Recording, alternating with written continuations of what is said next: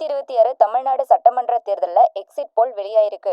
ஒவ்வொருவரின் கருத்து கணிப்புகளும் ஒவ்வொரு மாதிரி ரொம்ப டிஃப்ரெண்டா இருக்கு. எந்த கட்சி எவ்வளவு இடங்கள்ல வெல்லும், எந்த கட்சி ஆட்சி அமைக்கும்னு தெரியல.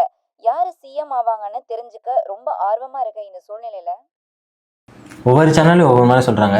எதை நம்பர்னே தெரியலையே. அப்போ யார் தான் ஜெயிப்பா? 2026 சிஎம் எலெக்ஷனோட ரிசல்ட் என்னன்னு எங்களுக்கு தெரியும்.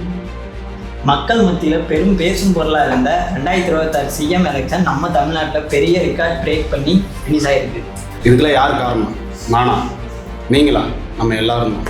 தமிழ்நாட்டில் 1952 இருந்து 2026 வரைக்கும் 17 சிஎம் எலெக்ஷன் நடந்திருக்கு. இந்த 2026 எலெக்ஷன்ல தான் 85.13% சரித்திரம் படிச்சிருப்போம். ஒரு ஓட்டில் என்ன ஆக போகுதுன்னு நினச்சிருப்பீங்க. ஆனால் உலகம் முழுக்க இருக்க தமிழர்கள் அவங்களோட ஒரு ஓட்டை போட்டனால தான் இவ்வளோ பர்சன்டேஜ் வந்திருக்கு. இந்த 85% வாக்கு பதிவாக முக்கியமான காரணம் நம்ம யங்ஸ்டர்ஸ் தான். அவங்களை இன்ஃப்ளூயன்ஸ் பண்ணதுல முக்கியமான பங்கு நம்ம சோஷியல் மீடியாவில் இருக்குது. இப்போ சொல்கிறேன், 2026 தேர்தலில் ஜெயிச்சது மக்களாகிய நம்ம தான். ஏன்னா அடுத்த 5 வருஷத்துக்கு நம்ம ஆள போகிற தலைவரை நம்ம தான் தேர்ந்தெடுத்துருக்கோம். வெயில் பார்க்காம சிரமம் பார்க்காம முக்கியமான வேலையை விட்டுட்டு வந்து ஓட்டு போட்ட எல்லாருக்கும் நன்றி. ரிசல்ட் என்னன்னு நாளைக்கு பார்ப்போம்.